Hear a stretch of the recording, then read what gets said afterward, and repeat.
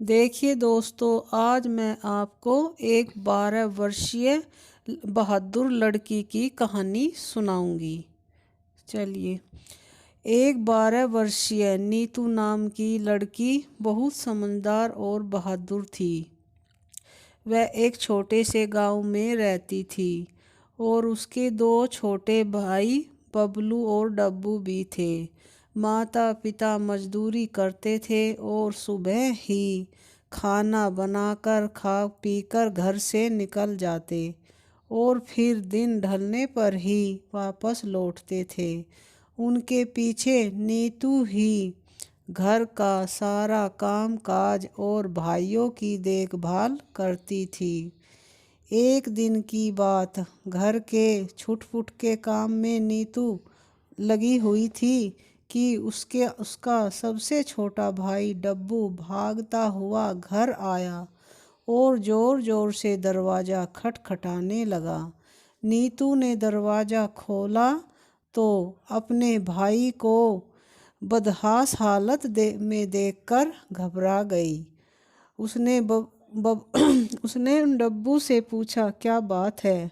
पूछने पर हाँफते हुए उसके छोटे भाई डब्बू ने बताया कि गांव के लड़कों के साथ फुटबॉल खेलते खेलते बबलू अचानक कुएं के पास चला गया था। बबलू को लगा था कि गेंद कुएं में गिर गई। यही देखने वह कुएं पर चढ़ गया। गेंद पर ध्यान होने की वजह से उसका पैर फिसल गया और वह कुएं में गिर गया है। यह सुनते ही नीतू के होश उड़ गए।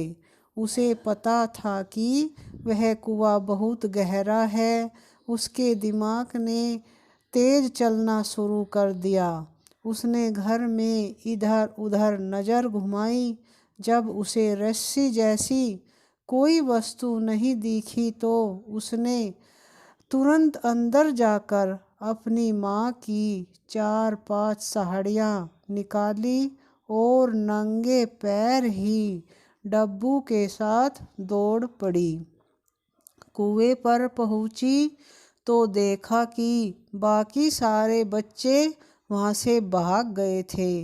कुएं के अंदर झांकी तो देखा कि बबलू पानी में तैरने के लिए हाथ पैर मार रहा है। हालांकि उसे तैरना आता था, लेकिन काफ़ी देर से तैरते तैरते वह थक चुका था और उसकी हिम्मत अब जवाब देने लगी थी।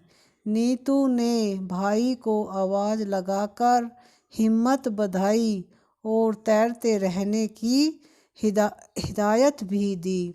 जल्दी जल्दी उसने साड़ियों को आपस में बांधना शुरू किया।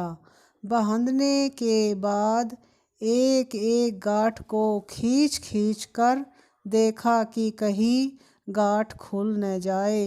नीतू ने आसपास देखा कि सहारे के लिए कोई और मिल जाए, लेकिन उसे दूर दूर तक कोई नहीं दिखा। इस पर पतली दुबली छोटी सी नीतू ने ही अकेले ही अपने से भारी बबलू को बाहर निकालने का मसूबा बना लिया। नीतू ने 4 साड़ियों की रस्सी बनाई। वह स्वयं कुएं के बगल में स्थित एक पेड़ के पास जाकर खड़ी हो गई और साड़ियों के एक सिरे को अपनी कमर के साथ साथ पेड़ से भी बांध लिया। दूसरा सिरा कुएं की रहट से नीचे उतारना शुरू कर दिया। नीचे बबलू के हाथ पैर ठंडे पानी की वजह से बिल्कुल सुन्न हो चुके थे और उसमें हिलने की ताकत भी खत्म हो चुकी थी। नीतू बराबर उसे आवाज़ लगा लगा कर हिम्मत बंधा रही थी। इतने में साड़ियों का एक छोर बबलू के पास पहुंच गया। बबलू ने साड़ियों का छोर पकड़ तो लिया, लेकिन ताकत न होने की वजह से उससे वह छोर बार बार छूटा जा रहा था। नीतू उसे आवाज़ लगा लगा कर हिम्मत जगा रही थी।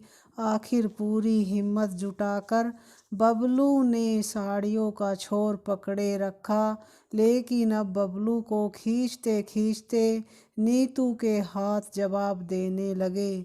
बबलू के आधे रास्ते तक आते आते नीतू की हालत खराब हो चुकी थी, लेकिन दिल और दिमाग था कि बबलू को बीच में छोड़ने के लिए तैयार नहीं था। आखिरकार किसी तरह नीतू ने बबलू को ऊपर तक खींच ही लिया, लेकिन इसके बाद नीतू बेहोश हो गई। खबर सुनकर गांव के कुछ लोग वहां आ पहुँचे। नीतू के माता पिता भी वहां आ गए। उन्होंने सारा हाल सुनकर बबलू और नीतू दोनों को वहाँ पर ही घास पे लिटा दिया। गांव वालों के प्रयास से थोड़ी देर में नीतू और बबलू को होश आ गया। सबने नीतू को बहादुरी और शाबाशी दी। दोस्तों, इस कहानी को सुनकर हमें लगता है कि अगर हम बुद्धिमानी और सूझबूझ से कैसी भी मुश्किल हो, अगर उसका हल निकाल सकते हैं। दोस्तों, ऐसी ही कहानियों से हमें यह शिक्षा मिलती है कि कभी भी किसी भी मुश्किल का हल अगर हम अपने दिमाग से सोच समझकर काम करें तो उसका हल ज़रूर निकल सकता है। दोस्तों, आज हमने आपको ये कहानी सुनाई है, तो इसलिए चाहे कोई भी मुश्किल की घड़ी हो, अगर हमारे सामने कोई ऐसी घटना घटे तो हमें सोच समझकर ही दिमाग से काम करना चाहिए और उसका हल निकल सकता है। दोस्तों, अगर आपको मेरी ये कहानी पसंद आए तो प्लीज़ मेरी